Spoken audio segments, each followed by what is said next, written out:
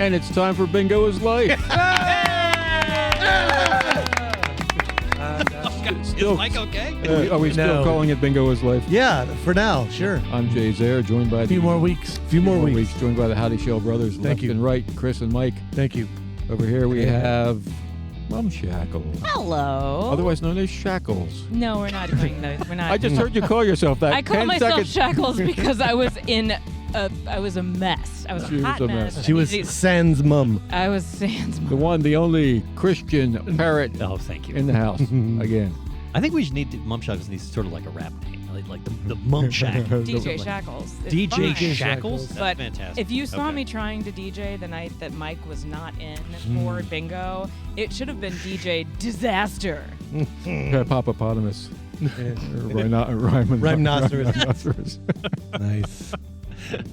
How'd the bingo go tonight, Yeah. kids? You know, it went very well. It was raucous. It always seems to be a little raucous, doesn't it? But I thought it was This- actually kind of chill. This was a to be perfectly honest, it was like I was like a regular raucous. Yeah. Yeah. No real. Ian was there, but Yeah. there wasn't very many like regular people that we've Right. seen. But that one family. There's no regular people. But then that one family, they said they've been coming like 3 weeks in a row. Oh, right. And the boys Bought like, some shirts. bought some shirts. Oh wait, are shirts available? That's again? right. Yeah. Yeah, shirts are available. Sold Oh, some man. shirts tonight. I sold a total of 4 shirts. How much are these shirts? $20. That's a great price for a shirt. Mhm. $20 for a Dylan, shirt. is it the same as this one you're wearing right Yeah, now? I got them Some from great the quality. got them from the market. Jeff Quinn He does a good That's right. job. printed them for me. That's right. Thank you, Jeff. Huh. But yeah, another proud night for Ruby's Arcade, our lovely sponsor, because they hosted the whole thing. Yeah, We Fantastic. didn't leave the arcade once. And we thought about it. The whole show.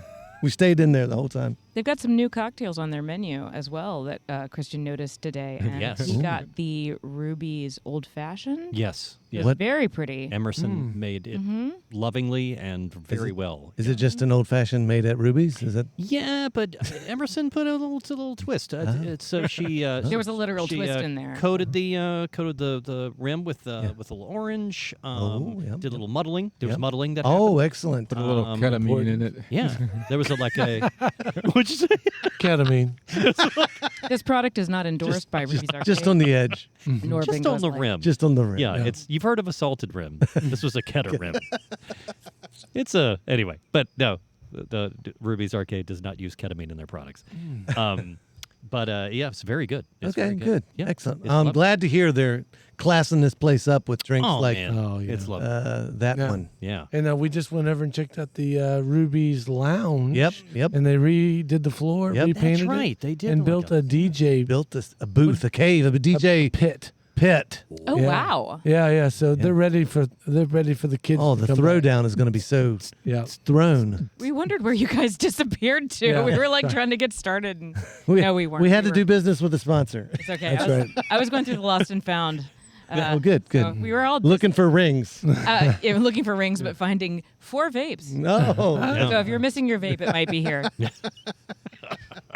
The land of lost vapes. Christian. Yes. all right, who's our guest tonight? Oh, who's our guest? It's a lovely actress named Rebecca De Mornay. Nice! Welcome. Yeah. No, Finally. this is cool. This is a very good friend of mine, but also as far as artists in this area, it's one of the best. This is Dietrich Maune. Hey, everyone. Welcome aboard. Thank you for having me. Dietrich is now correct me if I get any of this wrong, is the Associate Dean of the School of Media Art No. and Design. Okay, sorry. Okay, so strike that.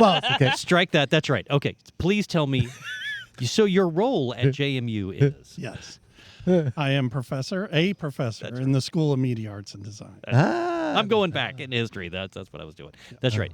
And but also, how long have you been? You're a professional artist, Yes. which I was going to say, that's as, if not more impressive in some ways than being a full-fledged professor at a renowned university.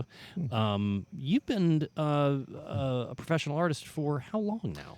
Well, I think that's a good question to start off with because it's hard to determine. You tell me, when do you become transition from amateur to professional. Someone paycheck, someone money.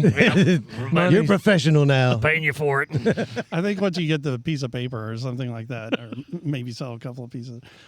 So I studied professionally in art school, as they say. Yep. So I received my BFA, the Bachelor of Fine Arts, from East Carolina University in Greenville, North Carolina. Lovely. And Shout out to the Fighting Turnips. Or Pirates. Pirates. Sorry, that's yep. They used to be in the same conference as JMU, but not anymore. I don't. That is correct. Yeah. Wow. I think in basketball, maybe, or They used to. Well, there was two schools down there, and they'd make a trip and play them both. right. Okay, never mind. Keep going. No, it's okay. I think we played them in football just a year or two ago as well. So. Right, I actually transferred in there from a small school in Arkansas, and then stayed on for my Master's of Fine Arts in Painting and Drawing. That's awesome. So that's where I completed my study. So maybe at some point in there, I became a professional. DietrichMaune.com. That's Yes. that's the website. That would get you somewhere. Yeah. Can you spell it in a sing-songy voice for us? Dietrich and then Maune. That was very so well sing-songy.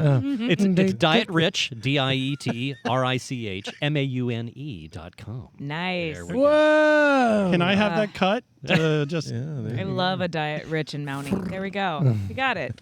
His art is beautiful. You should see that. I will put a link Adorable. in the show notes. Oh, Awesome. fantastic! Yes, Thank you. absolutely. The thing I've always been a wee bit envious because I tried my hand at oil painting once, and it was disastrous. But it is such a cool, complex, and just really rich medium to put. So that's what you paint in. Primarily, are there other like mediums that you've Actually, experimented in the past? Or? this is one of the things I often have to clarify because I actually use acrylic more than anything. You do? Okay. Okay, and part of the reason for that clarification is because of the techniques that I use and Yeah. the different mixing of mediums that tend to be similar to. That's the best way to put it. Similar to oil. In its flow or in the brush stroke or in the blending. And so some of the mediums I use allow for that. I just tended to gravitate towards using acrylic. I was using everything, for some time, and I would blend the two or overlay with oil glazes and these types of things in terms of talking about technique. So currently I tend to work on canvas primarily as a surface. I'll also work on board, or I'll work on paper, different types of things, and using acrylic as my primary medium for that. So water-based mediums primarily. That's Yeah, really cool. I always was annoyed with oil because you had to use like extra special stuff to clean up the brushes. And Yeah, there's all kinds of extra special stuff. Yeah, Right? You Yeah. got And then you- turpentines and Yeah. Then don't you have to wait like 3 months for it to dry? it hardens up and everything else. And so Three and a half. There's still Yeah. some of that going on. Things have transitioned, developed a lot on the chemistry side of Oh, paints. cool. So there's They a paint lot of- themselves now. Yeah, almost. Yeah, let's not go there. Ooh, we want to try AI to avoid acrylics. that part. Those AI acrylics. Yeah. Now you're probably you might be too young, but you're talking about the School of Media Arts and Design. Did you Right. start off with painting before you got exposed to digital things? Right. That's kind of one of the interesting stories about my career, especially in higher education, is that I came into grad school. Part of the choice in my grad school decision was that I was doing some work with a painting professor at East Carolina, and a painting and drawing professor who was starting an art computer lab. So if we think back into the late 80s, much of the development, especially if we're kind of focusing on Apple as a tool for graphic design and such, was not started by the graphic design areas. A lot of it was experimental. So I actually became connected to that in the late 80s, and I stayed on and helped my East Carolina School of Art and Design develop their first computer art lab, which was just little SE 30s, Right. black and white with HyperCard and Mac Paint and Mac Draw. And so I taught Essentially myself. calculators, basically. Yeah. And so I taught myself that stuff. And so here I was going through a master's curriculum in drawing and painting, but at the same time, I was being asked to go kind of around campus and figure out new technologies, because someone would say, hey, we heard you're kind of talented with figuring out how this stuff works. We just got this thing called Adobe Photoshop. It just came in. And we just got something, Apple called us, and they're creating this computer they're calling the Macintosh. Will you come meet with them and look at it? And so I got the first Macintosh. We beta tested it.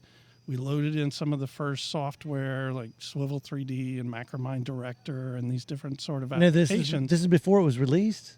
This was right when it Right when it was and, released? and Yeah. the beta was before the Mac came out. Okay, gotcha. Wow. So, and we had a radius, all the Yeah. graphics cards and stuff plugging in. So this was like top dollar stuff. We had, many universities were dumping money into developing this stuff. And so they needed people to figure it out. They just happened to, I just kind of stumbled into these. So while I was going to class, my job as a graduate assistant was figuring out technology.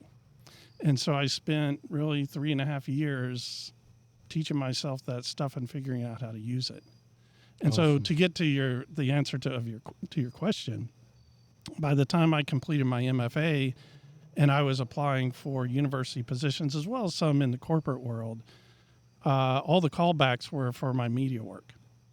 And that's what started me down this path, and where I'm ended up teaching really media design fundamentals that I do now at the SMAD department, Media Arts and Design department, as well as some advanced classes. But later, early on, I was really involved in new technologies, multimedia, which became kind of new media and interactive media, and then web came along. So early on, I was just teaching like interactive CD-ROM design and development. But you continued painting the entire time. Oh, yeah.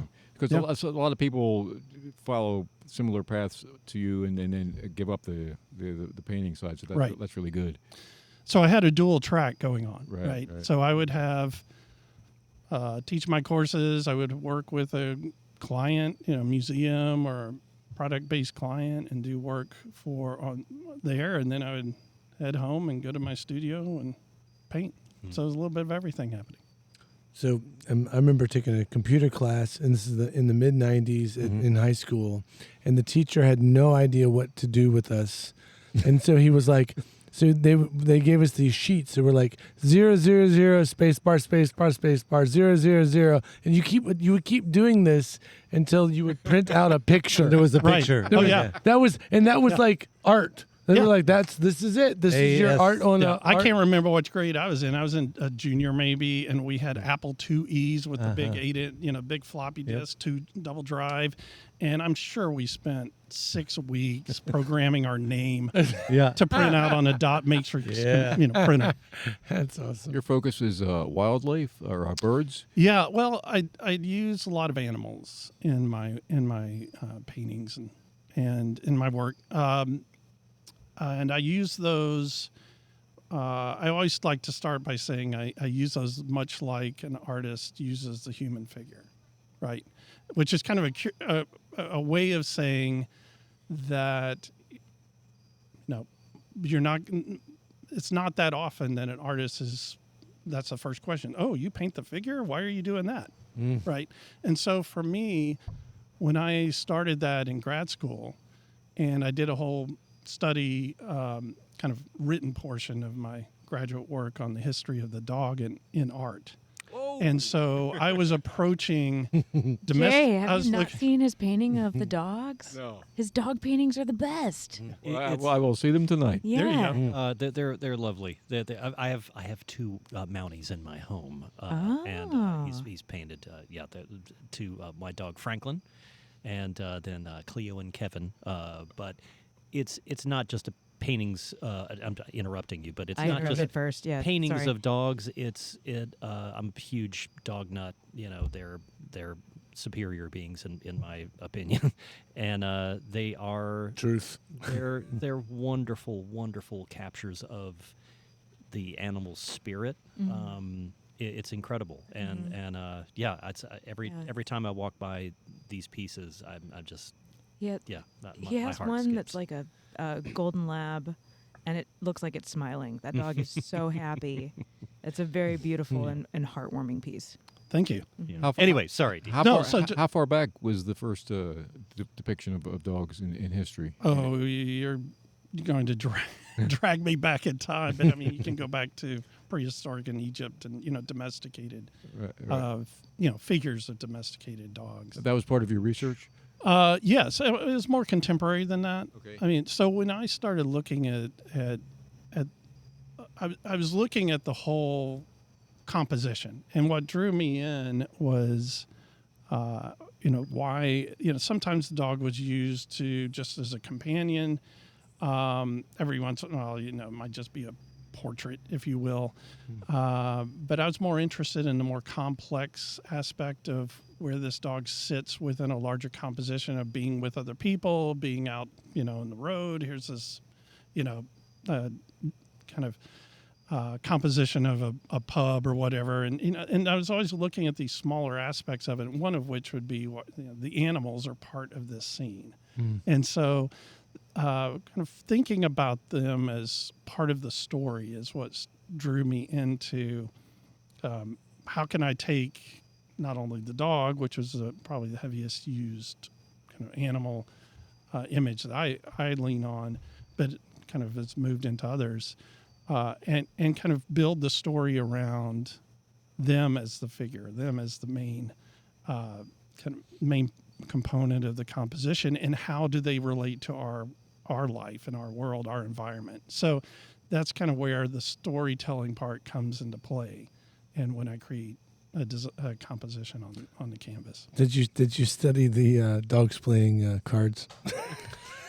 Of course, is that a fan favorite?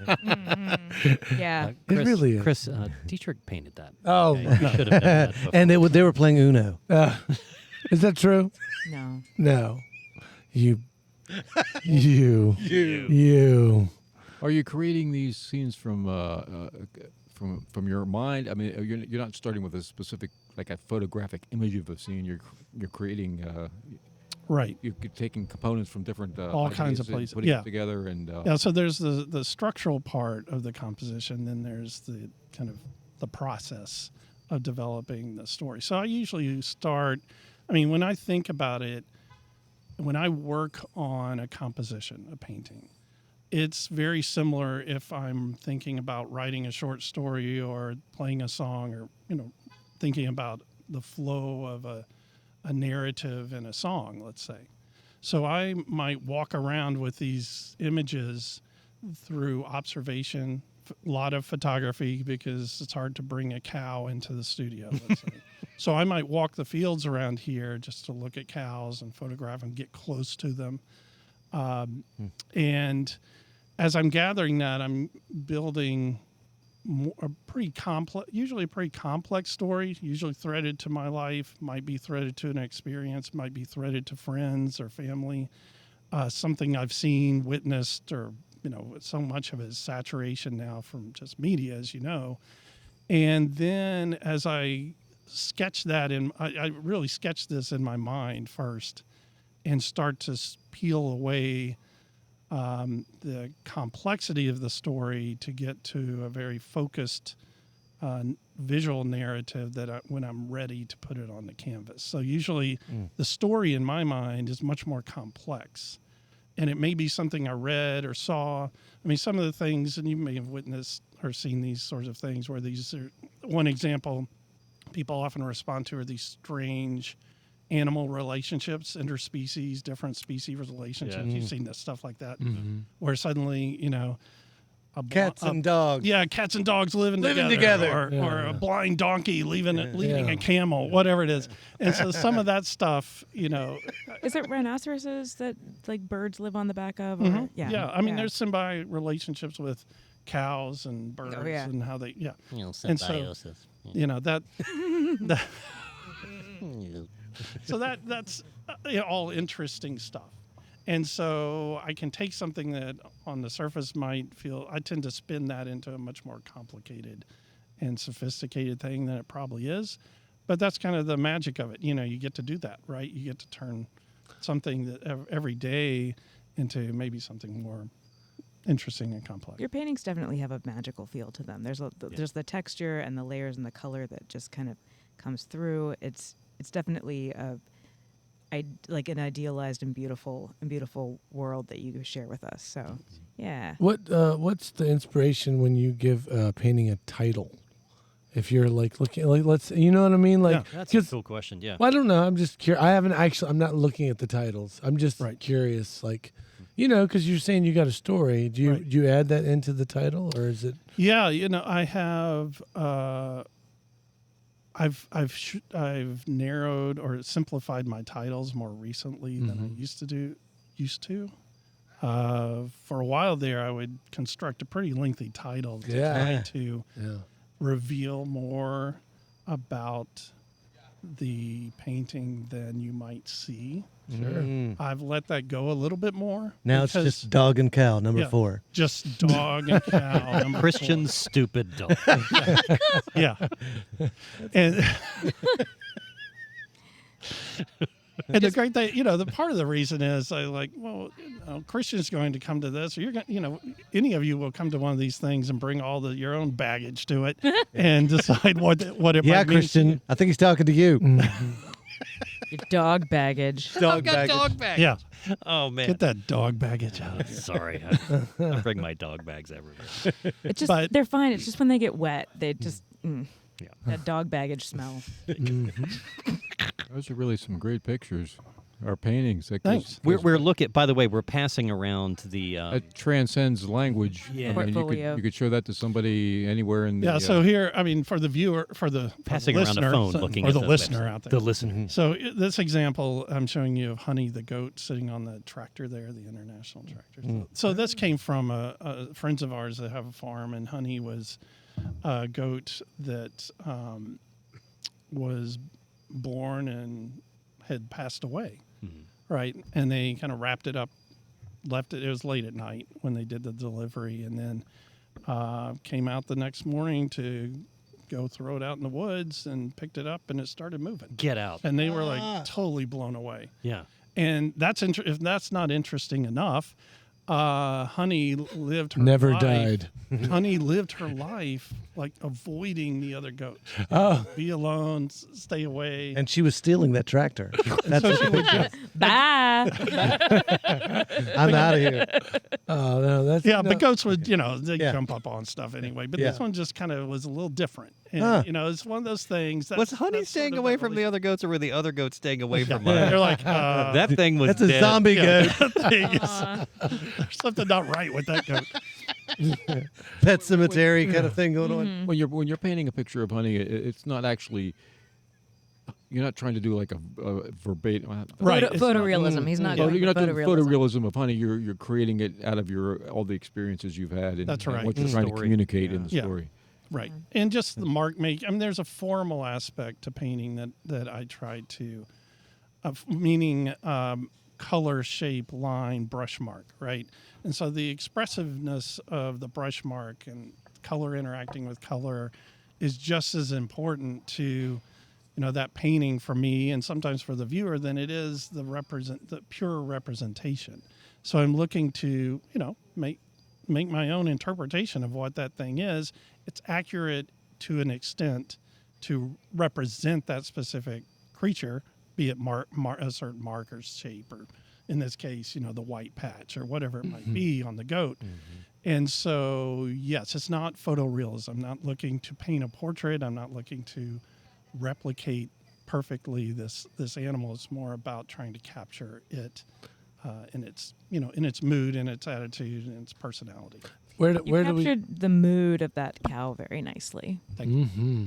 Heifer. That's a heifer. So Moo. I'm going to set you up for this one, but you're able to communicate something with got it. in the painting format that somebody doing a digital media maybe couldn't get as complex. That's a question. No, that's a great question because I wrestle with this now, right? I mean, especially with all that's happening with AI generative stuff and these sorts of things, especially because I'm in the classroom teaching Adobe Photoshop and generative AI and AI generation. And, I think it's you can go back to NFTs 3 years ago, was it? Right. It was the hottest Yeah. thing, and now no one. I mean, I feel for the folks who shelled out all the money for the NFTs, but I think there's something to be said about the creation of a real thing. The performance of a song live, the artifact of a painting, right? The mark making. You can replicate almost all of it. Let's just say all of it, right? But it's not the same human experience, and I think that's what we can see in all of this that's happening now. But not just see it, but I think there'll be a drive or a desire to hold on to that or even return to it once especially if we see this Sure hope feel so. this flood of it coming towards you. It's like a classic car. You're just like, oh, I'd love to have that car, and you wish you held on. I wish I held on to my first car. But you never thought that that's what you would desire again. Is there an element that's so well put? Is there an element to what you teach? Because is it on Instagram where you've shown me some time lapses of you painting, and it's a lot of layers. It's a lot. I mean, it's time intensive, but you've described it as almost like a sanctuary for you or like therapy for you. Is there something about that process that is very hands-on, not technical, not digital at all? Is there a part of that that is a foil and almost an escape from what you teach in the classroom? It is. I mean, it's a counterbalance, right? And I think that's kind of where my personality, my right brain, left brain, I'm cycling between the two, so I can go, make a painting and then do my taxes, this sort of thing. Right. And so I tried painting my taxes one year. Yeah. Didn't go over very well. They don't give you a good grade for that. No, they give you an audit. Yeah, some people called while you were. You need to return those calls. Yeah. But so I couldn't live in the digital space all the time. I mean, I just can't. Well, one of the things you mentioned, and because we've talked about it here before, and I know as a band we've talked about it too, just this idea, it almost was taken for granted in the past, but reality is what is authentic, and what's real is what is now becoming more valuable. But with it being so easy to make things not real, and that fascinates me. I think that's amazing. And I hope it holds true that live music and actual paint and all of those things become not just appreciated, but people consider it valuable. A value add. Yeah. I mean, it's amazing to see talent up on the stage, right? Right. If you go to any small theater, even here, Shakespeare Center, but if you go to New York, you go to London, you go to these places, and you see an outstanding play or musical, you pick all of the above, and you walk out of there and you realize, okay, now I see why this is different than seeing a film. Right. Or now I see why an actor wants to invest in this, because it's a whole different exercise. You have to push yourself differently, and the experience is so rich, and you carry it with you beyond that moment. And that's the same thing with museums, and there's moments like, I don't want to negate the important moments you'll find on television, or there's certain things, but there is a humanistic difference that comes through. I was raised on TV. I mean, we watch TV like all the time, and we sing the commercials. It's funny. I just know so many jingles. All right. Come on, let's hear one. What's a jingle? Bring on a jingle. Yeah. Oh my gosh! Bring on a jingle. Are you ready? Ready for Paul Oba? Oh yeah. Is this sponsored by Paul Oba? No, but my God, it's on the radio a lot. O'Reilly. No, I was thinking double your pleasure, double your fun. It's a statement. Well, of back agreement. even back in the day when probably a little bit earlier than when he was watching television, it was still more valuable because you had to see it that right. You had to watch it that night. Oh, right. Commit to it. And you had to wait till the summer to see it again. Yeah. And sometimes you could never see it for years.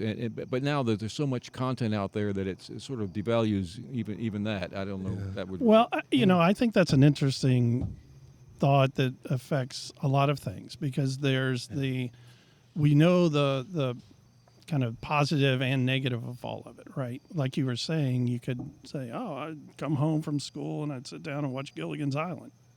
That's what you did, or whatever it was. And now you can just stream Gilligan's Island whenever you want, not have to program around it. That's an upside, let's say. The upside of social media is that your artwork, your music, whatever it is, can be, folks can find you, but it's also a lot of competition. It is really tough to be noticed and to grow exponentially in that way, even though the medium is there to do it. Right. It's amazing how challenging that actually is. But- Yeah, you want to paint. You don't want to do time lapse videos. Like time lapse videos are super fun, but the setup's a pain in the rear. It's and it's also that's such a cool thing to bring up, because that is showing the behind the scenes of making the really cool hands-on, tactile thing. Mm-hmm. As opposed to that's not the artwork. And Yeah. I think these days there are some really amazing things that can be done with those computers. Yeah. But Jay, you know about them computers? Yeah. But Got a lot that of the Mac times 2 thing out there these days. I got an Then- M1 chip in it. Yeah. But a lot of times that can be mistaken for the actual piece of art. And Right. yeah. But it's a useful tool. My wife and I are both artists. She works in jewelry and a whole different medium than I do. Her market is very different than mine. We're using those in different ways. I mean, she actually has an audience and a clientele, if you will, that's much broader and more extensive than I do. And it's really the nature of the medium itself, right? Mm-hmm. Where in Dietrich terms is of type riding of her work you do. coattails, is what he said. So, have you ever done anything? Has anyone offered you like, oh, well, if you give me money, then we'll help promote you? Or Yeah, you get those a Yeah. good bit. yeah, Yeah, and there's always stuff. I'm dumping stuff all the time where, oh, I saw this artwork, I wonder if it's for sale. And it's, who knows who. I mean, it just, and I don't have enough followers to get that much spam coming in. Some Right. people are cleaning inboxes every single day from right. Yeah, guys, by the way, I can take this podcast to number 1. I just need $300 from each of you. Yeah. Okay, all right, fantastic. Wow. That's all it takes. Yeah. Well, I actually, Exactly. It You've, reminds- you've, money you've read the The emails? payoff should be pretty good on that. All right. Oh, they Go don't to tell checkbook. you it's $300. You have A to month.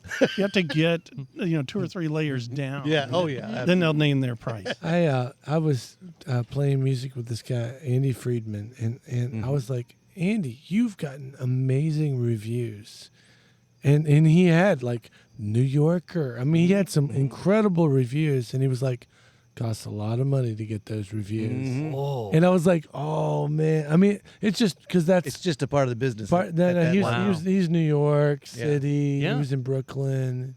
He was. I mean, he had a really popular first album, but it's just one of those things where it's like, That's interesting. Get in Wow. what you get out what you put in. yeah. And I often wonder about any of these local people here. If somebody, if somebody just had some money to dump in on, would you all of a sudden be more? I don't know. I mean, popular? that's a great question, because it crosses your mind, not necessarily dumping the money into it, but how much are you willing to not only put time and energy towards marketing and promotion, which we all need to do, it's just part of the business Sure. side of Yeah. art and of anything, but you have to pull yourself back from that and say, okay, what am I really doing here? I know. Right? Because every painting is the act of painting itself is just a series of choices and a series of problems solved. It really is. Mm-hmm. So when you get to that canvas, you're making a choice to try to be as dedicated and authentic to whatever your game plan is, and not worry about the outcome, because ideally, when everything starts to fall in place, you all know this, all artists know this, be it the performance that evening, the specific play for the whole run, whatever it might be, when things fall into place, you're like, that was a good one. And you're trying to achieve that, but to achieve that on the canvas is really, you get started and then you're just solving problems. This is wrong, this is wrong, this is wrong. I've got to fix it. Right. And so it's just a series of problem solving until you get to the point where you feel it's right enough. And it's what you want to put out there in the world, and you let it go. What's the longest you've taken to get to that point with a painting? You mean the pieces that are still sitting there that Yeah. I started years ago? Some of them I look at, and I may have moved past that. Whatever I was doing 5 or 6 or 7 years ago, that's still sitting there that I just couldn't resolve. And I think, maybe that was never meant to be that piece. And then other things, I'll come out after a few hours in the studio and say, that's almost done. I mean, it comes together. There's been, when they're paintings, certain pieces that come together so quickly. And I would give as much credit to me walking around and thinking about them for a few months before I put, paint on the brush and brush to canvas, that I'm ready to make marks. And the marks just kind of have fallen into place. I may have a little sketch or two right before that. But most of that drawing and image making is pretty much composited in my mind before. And you can identify it as finished in a relatively short period of time. That's probably the mark of a mature artist. I would say since yes, and it just is, stuff is in sync. It's just synchronicity. I mean, it really is. You struggle less. Could it always be better? Probably, but it all comes together quick, and you just kind of feel like that's done. That's the one advantage to theater, at least for me, is that it gets to be July 14th, 8 o'clock, and you got to do the show. Yeah, you can't sit around in the studio for another 3 years. And when it's done, you can't go back and fix it. Right. Yeah, I mean, I have an exhibition coming up with Michael Huff, a retired professor, sculptor from Bridgewater College, and that opens on the first Saturday in September. Where's that going to be? It's in Waynesboro at the Shenandoah Valley Arts Center. It will run the month till October 25th, so it's really up for 2 months. And so that work gets delivered like September 2nd or something, right? And everything's in pretty good shape, but I know I'll be up 3 or 4 nights in a row, right? Because everything's, the show opens. Are these all new pieces? Mostly, from the past this year and last year, yeah. And will there be an opening for that? There'll be an Wine opening and on cheese? Saturday, the first Saturday in September. So it's the weekend after Labor Day weekend, I believe. And so that's anyone could come to the it's opening? wide open. It's like 5 to 7 in Waynesboro. It's right downtown at the Shenandoah Valley Arts Center. Awesome. Very cool. That sounds fantastic. Well, thanks so much for being here and talking about your art.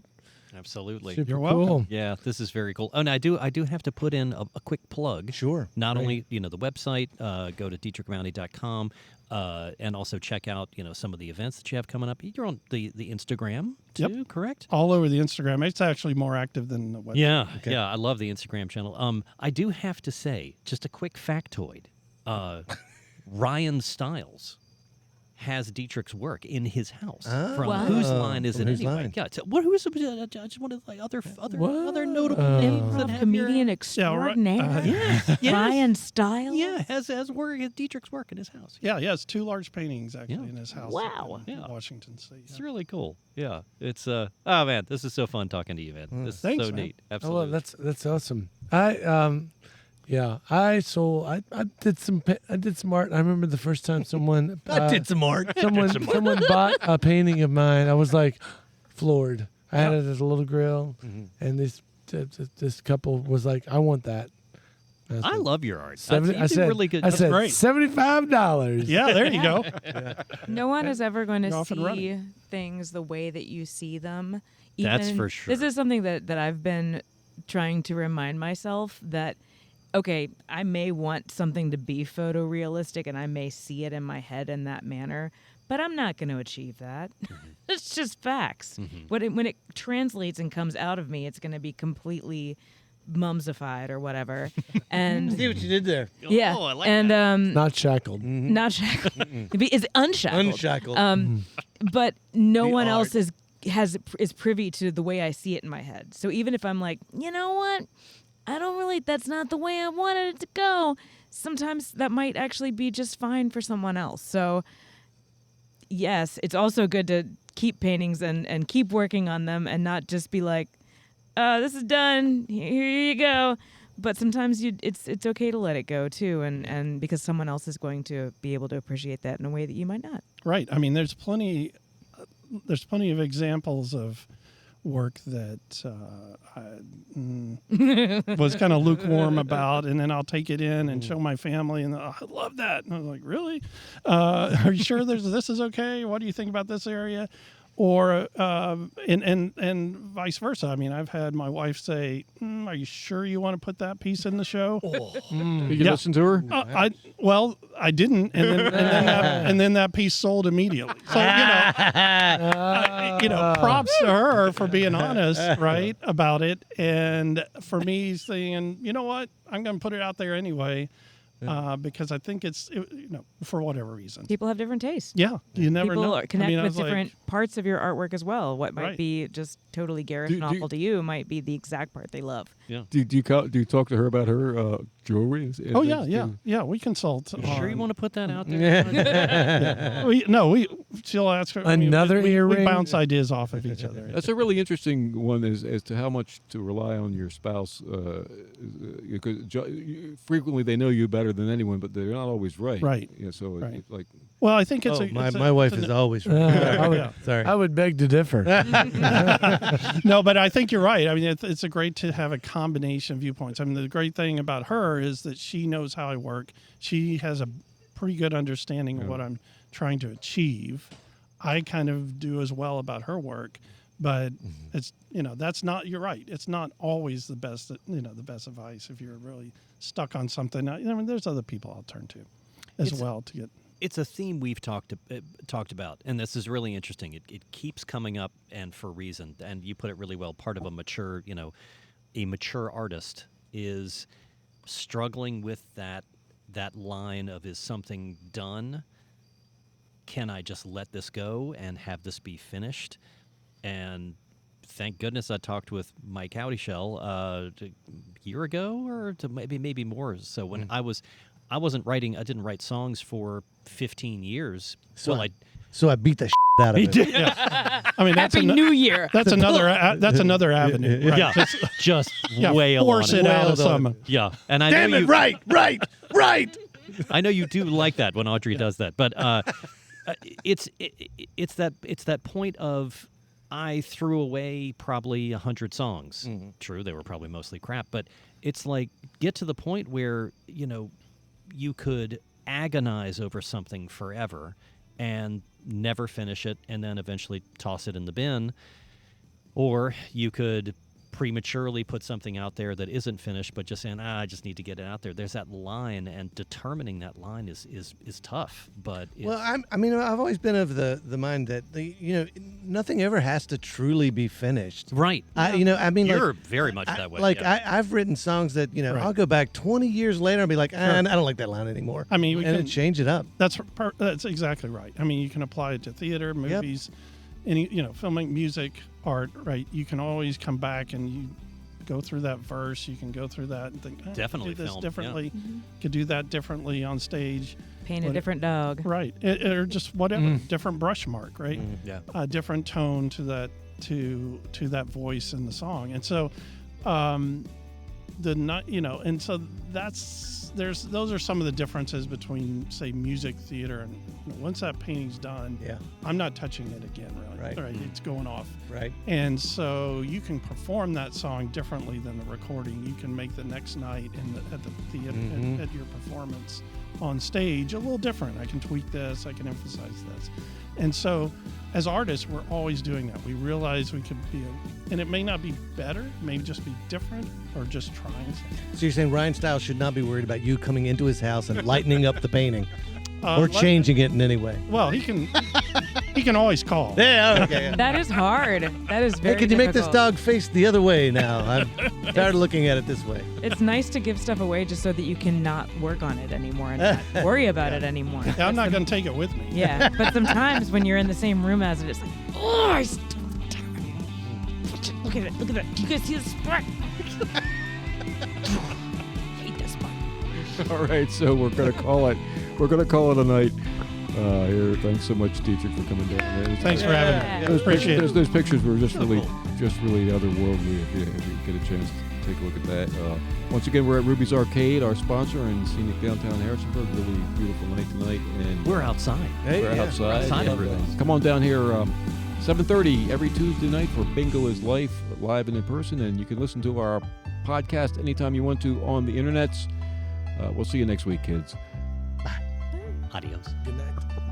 Bingo is Life, a post-bingo Harrisonburg podcast, is brought to you by the Brothers How to Show and our friends at Ruby's Arcade in downtown Harrisonburg, Virginia. If you've enjoyed the show and feel it's worth spreading a little joy in this world, please tell just one person that you like this podcast. Word of mouth, more than any other form of promotion, is how creative works get noticed and sustain themselves. Thank you, Andrew Hickey, for that bit of wisdom, and thank you, listeners, for being part of the fun.